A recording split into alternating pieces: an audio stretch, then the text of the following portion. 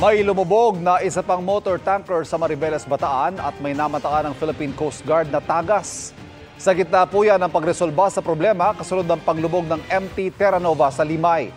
At nakatutok live si Von Aquino. Von. Ivan, naudlot ang inaasahang siphoning o paghigop ng langis mula sa MT Terra Nova ngayong araw. Sa gitna naman ng hamon sa MT Terra Nova, isa na namang motor tanker ang lumubog sa Mariveles, Bataan. Ngayong araw sana sisimula ng siphoning o paghigop sa 1.4 million liters ng industrial fuel mula sa lumubog na MT Terra Nova. Pero ipinagpaliban ito dahil nakitaan ng tagas ang siyam na valve ng tangke, kaya kailangan muna itong iseal. Ando na yung mga barko, lahat ng equipment na kailangan ng Harbor Star naka-preposition na.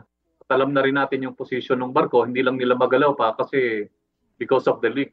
Priority natin na ma-seal muna yung mga valve, yung mga vents na mayroong mga leak. Although yung mga leaks ano lang naman, minor lang. Binigyan ng Philippine Coast Guard ang Harbor Star ng hanggang Lunes para tapusin ang pag-seal para masimulan ang siphoning sa Martes. Hirap din daw ang mga diver dahil sa masamang panahon. Sabi ng PCG mula 14-kilometer oil spill, 2 to 3 kilometers na lang ang visible oil spill mula sa pinaglubugan ng MT Terra Nova. Ang grupong Greenpeace nananawagan sa agarang aksyon ng gobyerno, lalo't ayon sa grupo umabot na ang tagas sa coastline ng Hagonoy.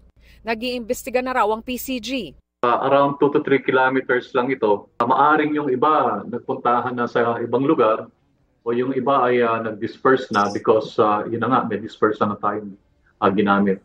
Ang Bureau of Fisheries and Aquatic Resources pinag-aaralan pa kung magpapatupad ng fishing ban. We are yet also to gather information from the local government units. Kasi kami po sa BIFA, sa National Office, nandun kami sa support system sa mga LGU. Pero if the local government units would actually deem proper na magdeklara ng for example fishing bans or ako naman na deklarasyon, so may po sila doon, may mandato sila doon. Ang mga barangay sa Limay nagtulong-tulong gumawa ng improvised indigenous oil spill boom gawa sa coconut husk at dayami. Yung mga barangays naman po natin ay mag-start po ng mga agarang tulong. Mauna po syempre food security. Tinitingnan din po yung mga pangkabuhayan. Gaya nga po na sabi ko, yung mga nagtitinda rin. Titingnan din po kung paano po mabibigyan ng tulong. Maaari po konting puhunan habang po may epekto po at nakaban po yung pangingisda po. Ayon sa Portavaga Ship Management Incorporated na may-ari ng MT Terra Nova, nasa Bataan at handa na ang tanker na paglilipatan ng langis mula sa lumubog na tanker. Ibinabiyahe na ang mga personnel, machineries at equipment para sa siphoning operation. Sa barangay Cabcabe naman sa Mariveles, lumubog sa dagat ang motor tanker na MTKR Jason Bradley kahapon.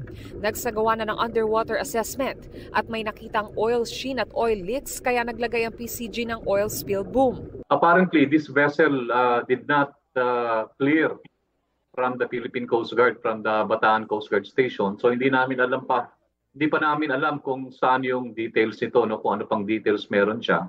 But we'll give you updates as soon as information is available. Ivan, ayon naman kay Malolos Mayor Christian Natividad, may nakita ng langis sa coastal area ng Malolos simula kahapon. I-check naman daw ito ng PCG at hinahanda na rin daw nila yung kanilang mga equipment. Hindi kayat naman ng PCG yung ating mga kababayan na kung may makikitang oil spill ay kaagad i-report sa kanila upang kaagad silang makaresponde.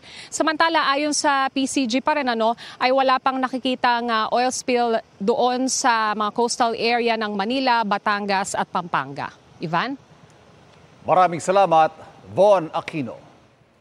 Mga kapuso, patuloy na tumutok sa mga balita. Mag-subscribe sa GMA Integrated News sa YouTube. Sa mga kapuso abroad, samahan niyo kami sa GMA Pinoy TV at www.gmanews.tv.